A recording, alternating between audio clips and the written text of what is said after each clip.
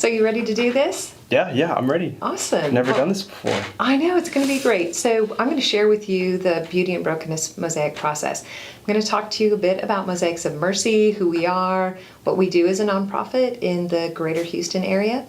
But it's awesome to have an opportunity to just really record this and share it with people beyond this time that we're doing today. As you know, Tim, Mosaics of Mercy is, we're a nonprofit that operates as a hub of empowerment. And really, I've even got the flyers that show a little bit about Mosaics of Mercy and who we are as a nonprofit that serves as a hub of hope, resources, and education, empowering the journey for mental well-being. And so we're offering hope, we're offering resources, we're offering education. Yeah. And this is just one component. The Beauty and Brokenness process is one component of what we do. So you've got your little booklet, and we're just gonna spend some time going through everything in here and just talking about the different elements of Mosaic. So if we go to the first page, it says who we are. And it says Mosaics of Mercy is a nonprofit created to fill the high priority need in our community for a central connection point around mental health. We provide a hub of mental well-being through the following services of hope, resources, and education. So this is really one element of our hope pillar. So if you think of it as 3 pillars, hope is encouraging connections to God, creativity, and community. And then resources, connecting others to mental health resources in our community. That may be a variety of things, from treatment centers, support groups, healing prayer, counseling, reading resources, so many things that people are looking for whenever they're dealing with any kinds of brokenness. And education, just really creating connections to knowledge about mental well-being. And so we're out there in the community. We've got a podcast called Hope Peace Together. People can tune into that on any method of reaching a podcast, or just through our website. They can actually connect with that and hear professionals in our community talking about various types of brokenness. Maybe it's dealing with loss. Maybe it's dealing with mental health specifically. Maybe it's dealing with addiction. So many different forms of brokenness. They're going to be talking about their specific area of professionalism. And then the next episode that we have, we're actually going to be then talking to like families or individuals and their specific story tied to brokenness. So awesome. That's what we're doing. Yeah. Then the next page talks about connecting the pieces. So this is really one of the hope pillars. So it says one unique aspect of Mosaics of Mercy is our Beauty and Brokenness Mosaic Making Program. This process of hands-on experiential learning leads participants through 10 steps of analogies, creating a mosaic, often paralleling aspects of our own journey. It's here that God the artist, the capital A artist, uses each broken experience in life to form a one-of-a-kind masterpiece. This artistic component of Mosaics of Mercy vision aims to offer a tangible encounter with our source of true hope and healing. Okay, so we're going to be going through this booklet, and we're going to be spending some time. I'm going to be reading, we're going to be working, we're going to be doing a variety of things. And actually, I'll show you like right here. So these are the mosaic hearts. These are our signature piece of Mosaics of Mercy. It's kind of what people can think of when they're thinking of Mosaics of Mercy and maybe receiving resources or that sort of thing. But every heart that is made comes with a booklet. And in the booklet is basically what we're going to go over here. Yeah. So you're going to create a heart today. You're going to grout one that someone else made in a workshop, and then you get to leave with one that's packaged. Okay. So these are awesome, like things that remind folks that when they're dealing with something difficult, that there is hope. That where the world sees broken, God sees a masterpiece in the making, and that's really kind of the message that we're sharing. So as we go through these steps, this booklet has the summary of that. So maybe somebody receives this heart, you give it as a gift, and the person has never heard of Mosaics of Mercy, but they can hear the story and they can go, oh wow, where I feel like I've got all these broken pieces, there's actually a masterpiece that's coming together. So that's really the message of what we're doing. Okay? Yeah. Sound good? Yeah, sounds all right. Awesome. We'll keep going. Okay, so on the next page, page 4, it says, why a mosaic heart? And this is just really to be read and received by whoever is receiving this heart, to kind of see the big picture. It says we all experience brokenness. The source of these breaks can be internal or external. They could originate from things like physical illness, mental health struggles, loss, or traumatic events. Regardless, brokenness arrives, and with it often comes overwhelming feelings of being alone, confused, and uncertain. These can challenge us at our foundational core. When pieces shatter, remember this heart. Notice that each shard of brokenness served a purpose in creating this picture of beauty. This heart was crafted with you in mind. Feel the power of knowing that it came from someone else laying down their broken pieces, in that you're not alone. They are sharing a bit of themselves with you for their healing. We hope that in accepting the heart, it can spark healing of your own. Keep this heart or share it with someone else, knowing that together we impact lives, one heart at a time. Pretty cool, huh? Yeah, that is pretty cool. Awesome. So and I like just me thinking, there's often situations in our lives where something does truly break our heart, and we are left with a feeling of just being completely shattered, and our hearts are in pieces, and yeah, absolutely. When we get to that state, it can be very dangerous because, we're trying to find every way we can to piece it back together, and oftentimes those are only temporary fixes, it's not permanent, and really we can end up, unfortunately, honestly, making our situation worse, just, out of a place of brokenness, and, just struggling to find something to bring us hope. But not everything is the right source of hope. Absolutely. Not everything is, the perpetual source of hope. That's right. And that, I'm so glad that you mentioned that, Tim, because really what we want people to see, that foundationally, we see God, we see Christ as our true source of hope and healing. There are a lot of things that are going to bring us to that place of coming to healing and restoration. But foundationally, it is that. So this is one element where we really are overtly faith-based. And we're doing resources, we're doing education, we're doing that in public schools, we're doing that in private schools, we're doing that in businesses. And so we're going to do that and meet people where they're at, the need that they have. But this is the message that really is at the hub, if you will, the heart of what we do. So the next page says the heart you hold. It says, in this workshop, you are coming together to finish a heart, make a heart, and take a heart. The Mosaic process is a continuous project that takes time, just like God's plan for our life. Each step in the creative Mosaic process is designed to draw us closer to God's loving perspective of brokenness and His desire to masterfully craft lasting beauty from each surrendered shard. All right. Have you ever made a mosaic before? I have not. I've gotten my hands on mosaics before, just never actually made one myself. So I'm pretty excited to be doing this. Well, and it's awesome. There is no pressure in this. We always tell people in workshops, it's not so much about how awesome you make a mosaic heart. It's the experience. It's the experiential learning. So, it's not about comparison or do I do this perfectly, but it's the experience. And another thing, agree with me on this. And what's so great about mosaics is that it's for everyone, right? It's for anyone who has been broken or is currently broken, right? That's the beauty of it. It's a space for everyone. You don't have to meet a certain criteria. There is none. You just you're here to welcome everybody with open arms, right? Absolutely. So we do workshops with all kinds of individuals. Sometimes it's a whole family that maybe is dealing with something that's difficult in their life, and they just want something that brings them together, that where they can hear a story of hope, and maybe look at elements of their own journey. We do book clubs, and we do guys groups, we do special support groups. It's all kinds of things. I do like this one-on-one sometimes as well. And I think the reality is we are not getting through life without experiencing some areas of brokenness. And it's how we look at those experiences is really what makes a difference in our overall story. So that's great. Okay, so let's keep going. So steps in the Mosaic process. It says, as you hold your heart, consider that each human being is a work of art. Mosaics of Mercy sees each mosaic as a symbol of our own individual, unrepeated, perfectly imperfect life designed by our Creator. Each step listed here represents God's desire for continual loving connection with us through our difficulties, as we face the choice of believing the truth that He has divine plans to move us towards freedom and wholeness.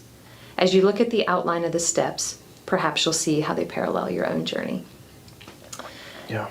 So here we are going to be looking at different broken pieces. We're going to start with foundation, piece of wood, and that's what we're going to start with.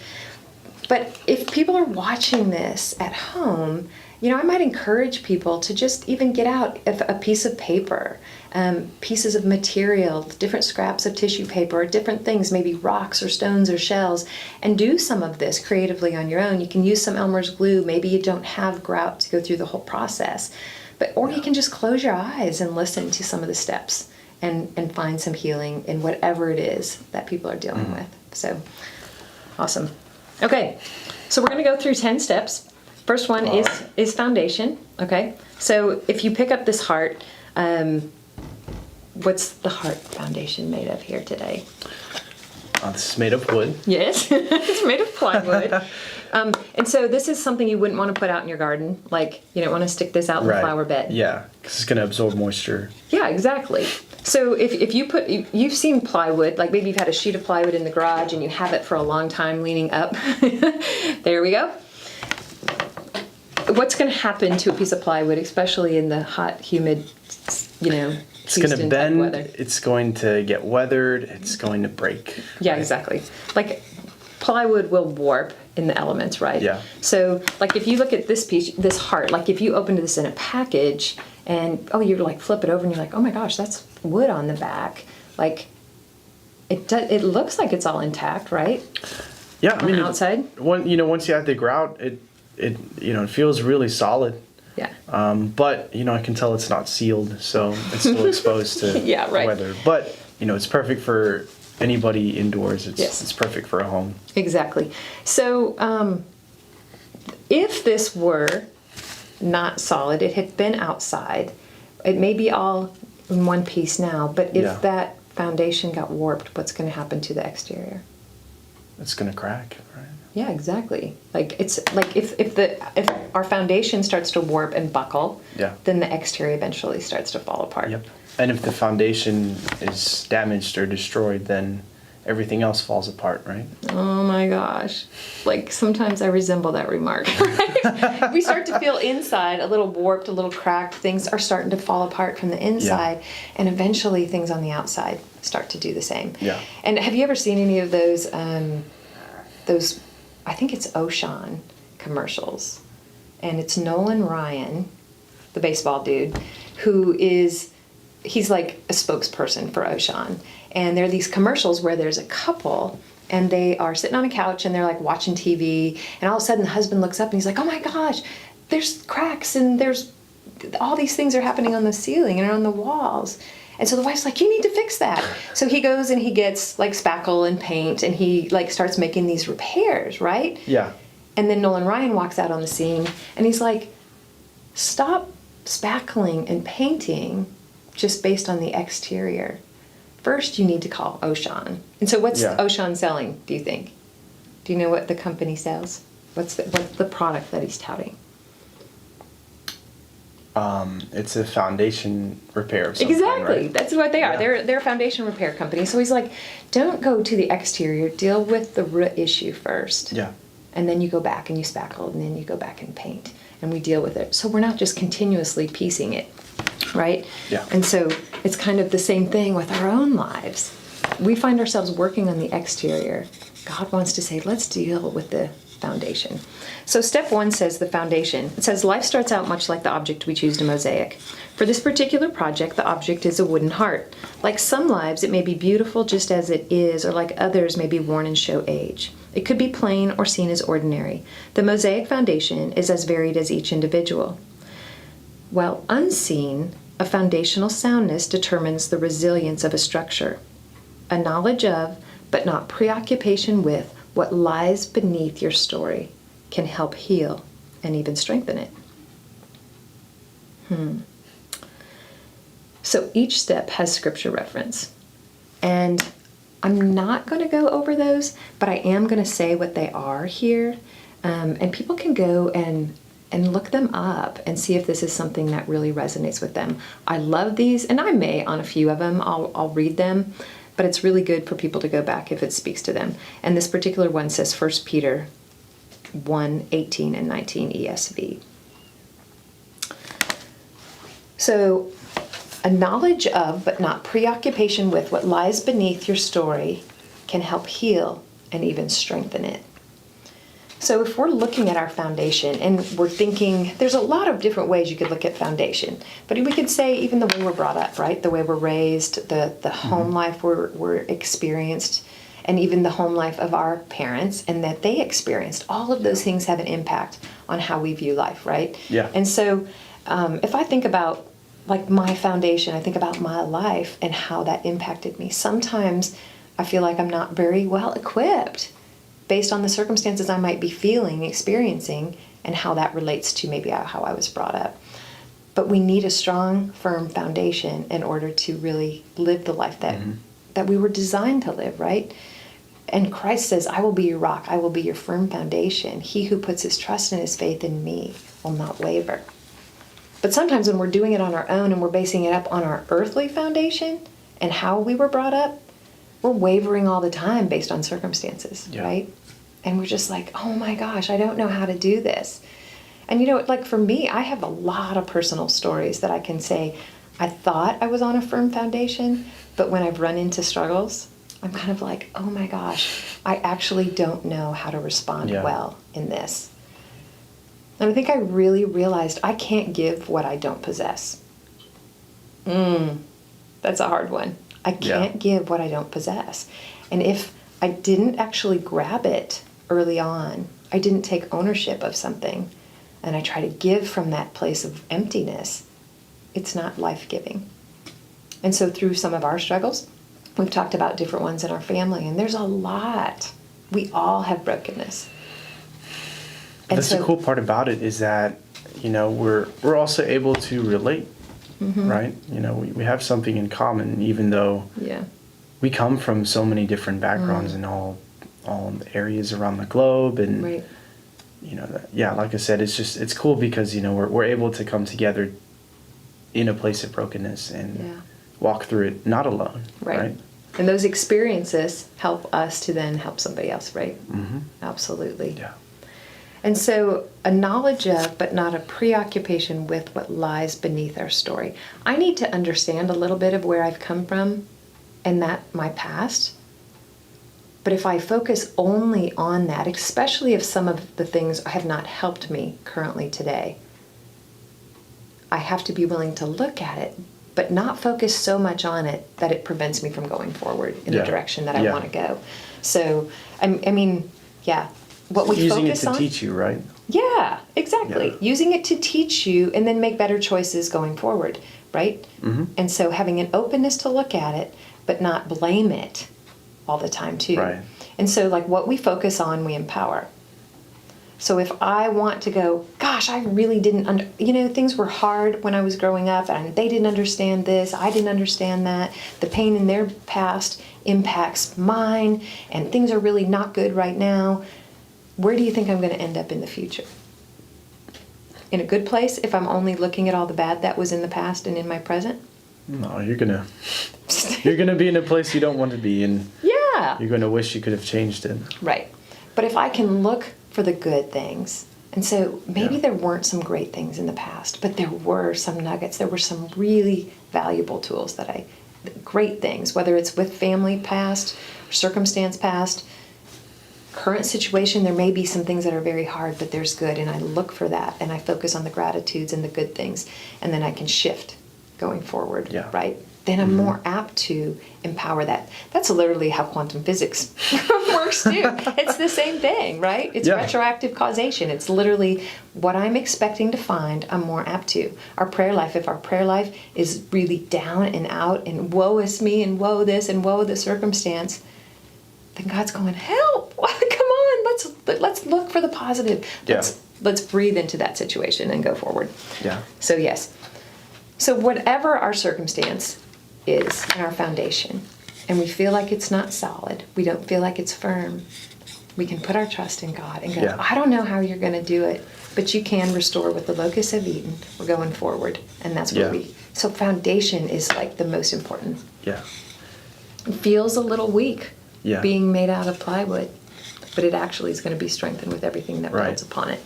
And so really as we go through all of this foundation, it's like this is our life, and we get to play the master artist, the capital A artist. And that's the connection that we're making as we're going through all of this right now. Sound good?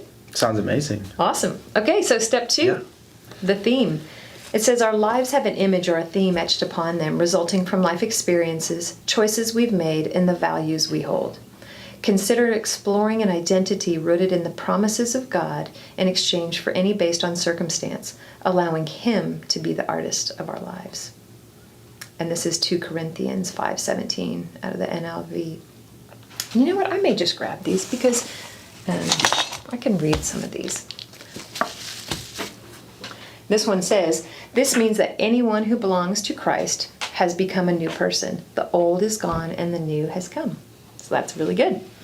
Okay, so if we're making a mosaic, usually if you think of historically like of a mosaic, like thousands of years ago, Rome, you know, where they did the smalty, it's actually the original form of mosaics is called smalty. It's where they took tiny little tiles, similar to this one in a way, tiny little squares, and they would just put them real close together, broken pieces of stone, and they would tell a story. Yeah. Okay, so Yeah. telling a story or a theme on a mosaic, I think that's what's always drawn me to mosaics, is just because they're old, they're taking something that's broken, they're making something beautiful out of it, and it's telling a story. So if step 2 is theme, thinking like, if this is you and this is your foundation, what is the story that's being told? You know, what theme is etched on your life? And sometimes we'll say, oh, well, wow, my theme has a lot of broken pieces in it, and it's painful, and it's dark, and it's, you know, I don't know. Some may say it's chaos. Some may say it's beautiful and it's joyful.